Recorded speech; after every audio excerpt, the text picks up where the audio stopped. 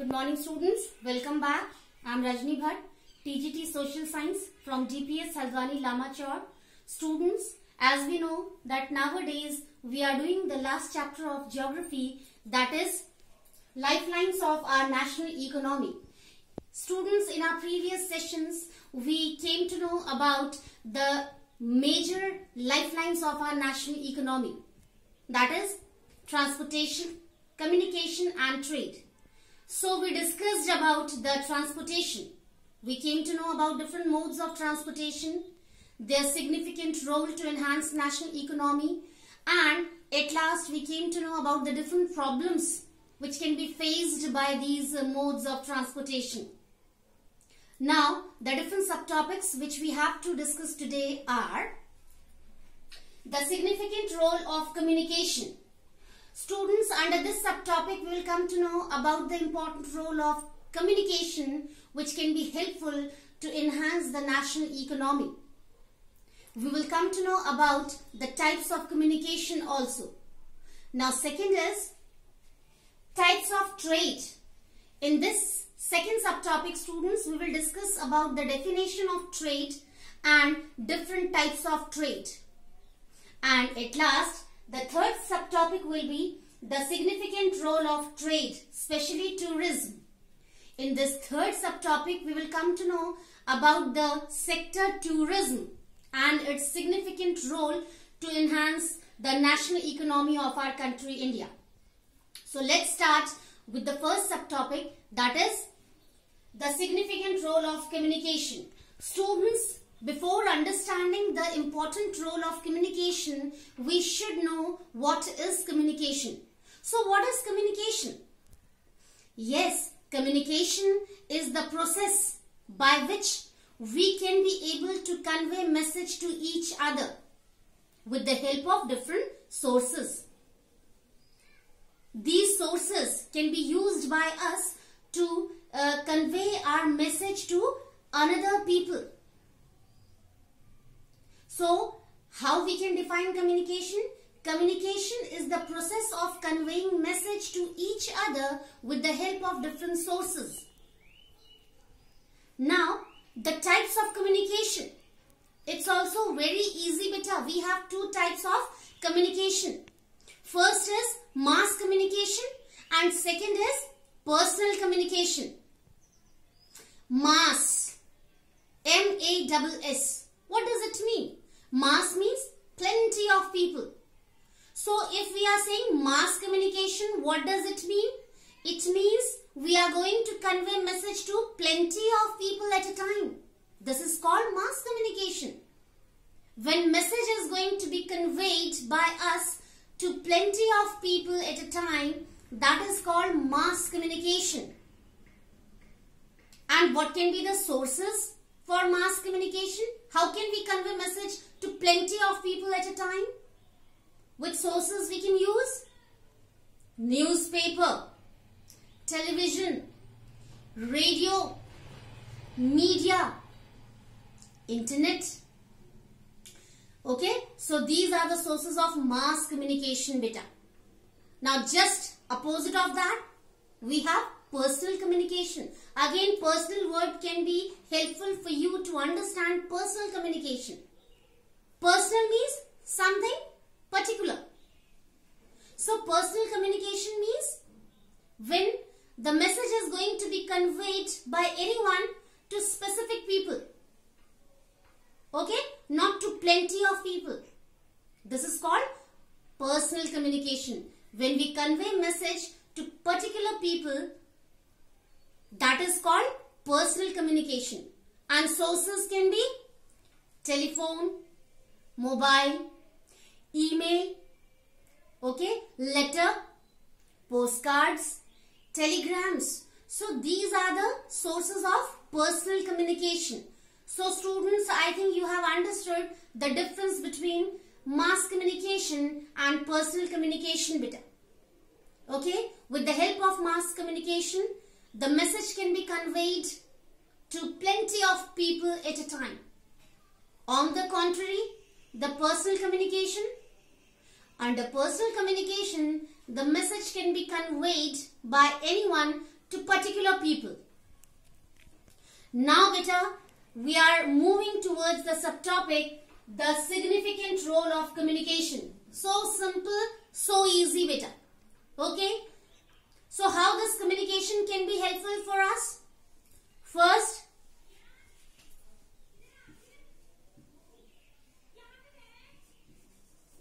helpful for conveying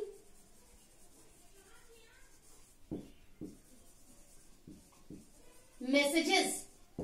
Yes beta, the sources of communication are very helpful for us to convey messages. The best way to make people understand what we want to say. Okay, now second point,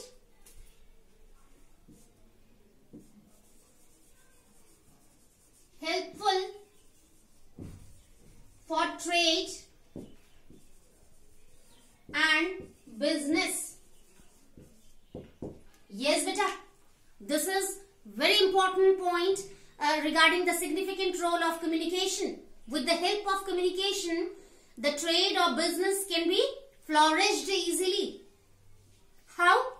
See, the different traders or businessmen, they can come in contact of each other. They can have good relationship for trade or business with the help of communication. It's not necessary to go at that particular place only where that person used to live. With the help of communication sources, we can convey message to each other. We can have contact with each other. Okay? See how communication is helpful here. Next,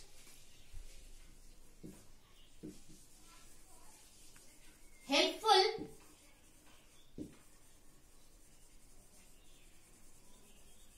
for maintaining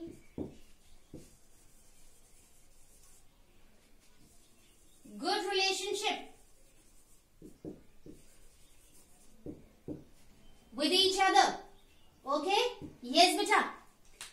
See, for many a times beta, what happens, our relatives, our family members used to live very far away from us. It's not possible for them also as well as for us also to meet frequently. Okay? So this source of communication helps a lot at that time to maintain the good relationship forever. Okay? We can use the different sources of communication and we can have good relationship with each other. We can come to know about the situation of each other by living at our own places. Now students, next subtopic is types of trade. But again, before that, I want to discuss the meaning of trade. What is trade? Trade means business. The process of exchanging things. Earlier we had barter system. It means we had to exchange the things to fulfill our needs. But now in this modern society, we have money as the best medium of exchange. With the help of money, we can be able to fulfill our demands easily. Okay? So, trade means the business, the process of exchanging things. Okay? And under trade, we have to include the most important two processes, import and export. In my previous session, I explained here beta. Import means when we take things from other countries to fulfill the needs of our country people. This is called import. When we take things from other countries. On the contrary, when we give things to other countries to fulfill the demands of their, the citizens of that particular country, this is called export. So these two processes are the most important processes for trade. Import means when we take things from other countries to fulfill the demands of our own country people. And what is export? When we give things to other countries to fulfill the demands of the people of those particular countries. Now, The next thing is types of trade. So first is international trade. So simple. Second is state trade. And third is local trade. Students, these are three types of trade. International trade means when we have trade with other countries. When we have the process of import and export with other countries. This is called international trade. Now second is state trade. It means when trade is going on among the different states in the country, this is called state trade. Okay. Now at last, local trade.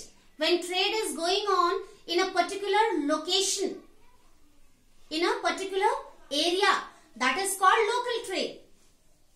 Now, students, another two things I want to discuss here. Favorable balance of trade and unfavorable balance of trade. Beta, this is very important to know. Okay, you should know what is favorable balance of trade and what is unfavorable balance of trade. Beta, as I told you, we have two processes under trade, import and export. So it's, I think, clear to you when we talk about import. When we take things from other countries, what will happen? We will have to pay for those things. Okay? For getting the things from other countries, we will have to pay to those countries. This is called import. So it means our national economy is going to be affected. We have to pay for that. And export. When we are giving things to other countries, it means in return we will get money. Okay, so it means it's useful. So favorable balance of trade means when export is going on smoothly in comparison of import, this is called favorable balance of trade. It means we are moving on the way of improving our economy. And unfavorable balance of trade means when import is moving on fast in comparison of export. This is called unfavorable balance of trade, beta. Okay. Now, the last subtopic is the significant role of trade, especially tourism. Beta, I think everyone knows about the sector tourism. Okay. Tourists used to move from place to place for visiting word-seeing places in different countries, beta. Okay. So, this sector is known as tourism. And nowadays, this sector is going to be flourished very nicely. Okay.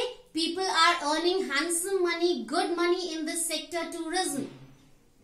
This tourism sector is going to be very helpful for enhancing our national economy. How? Now we are going to discuss that. How this tourism sector is useful. Not only for enhancing the national economy, but for other purposes also. First,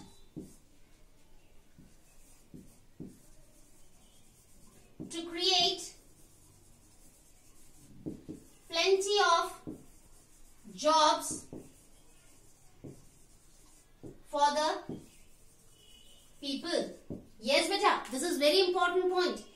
Tourism sector is helpful to create plenty of jobs for different people, beta. How? See, we have very good example of our own district Nainital. Beautiful Naini Lake is there. Plenty of people are getting jobs easily there, beta. Due to this tourism sector. Every year, many tourists used to come here, especially in summer season. At that time, they stay here, they pay for different things. Okay? And in this way, our national economy gets enhanced. And now we are talking about the jobs, so I shall explain that one also here. See, in Nainital, many people, they are getting different jobs to do and they are earning good money and they are able to fulfill the demands of their family members easily.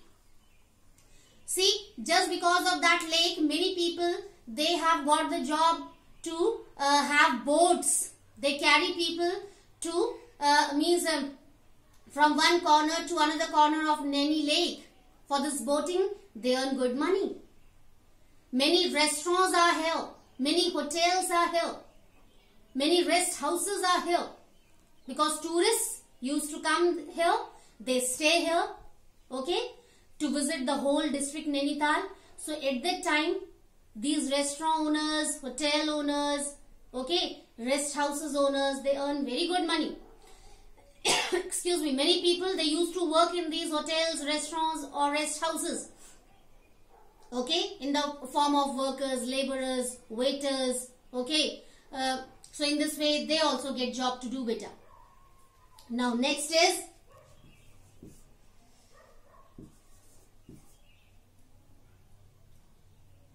to attract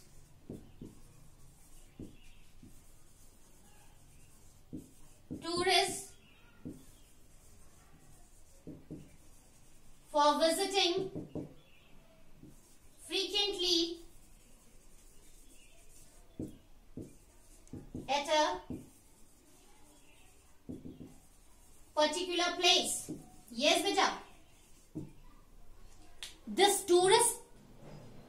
tourism department or tourism sector used to do the beautification of different particular areas for attracting tourists to come frequently in our country India for visiting these world-seeing places, and in return they pay very good money for that, and automatically in this way the national economy of our country gets enhanced better.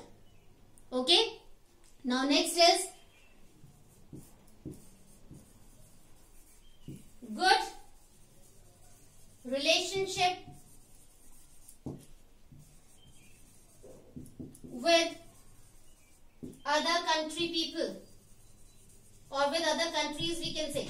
Yes beta, different people from different countries used to come here as tourists, and when they come here, when they visit here, the people of country India, they know very well how to treat them in a perfect way. The people of country India are famous all over the world for their hospitality. Okay, they treat these tourists in a very proper way, and these tourists, when they go back to their country, okay, so they used to say to other people also for visiting country India.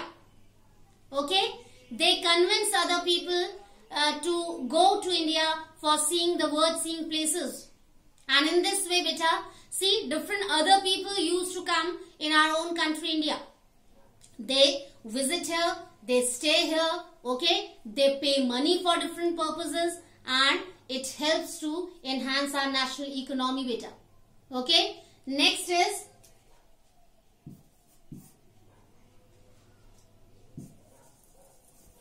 helpful for enhancing our national economy. Yes beta, automatically after understanding the whole points, we have come to know that this tourism sector is very helpful finally to enhance our national economy by providing jobs to different people, by making them self-dependent, okay, by attracting different tourists to visit India, okay, by having we can say, or by maintaining good relationship with the people of other countries. Okay, so in this way the national economy of our country can be improved very fast. So in today's session, students, we came to know about the communication, the types of communication, the significant role of communication. Then we came to know about the trade, types of trade, and then favorable balance of trade and unfavorable balance of trade. And at last, we came to know about the sector tourism, how it's helpful for enhancing our national economy. So that's all for today's session, students. We will meet again in our next session with the new chapter with new subtopics. Till then, take care. Have a nice day.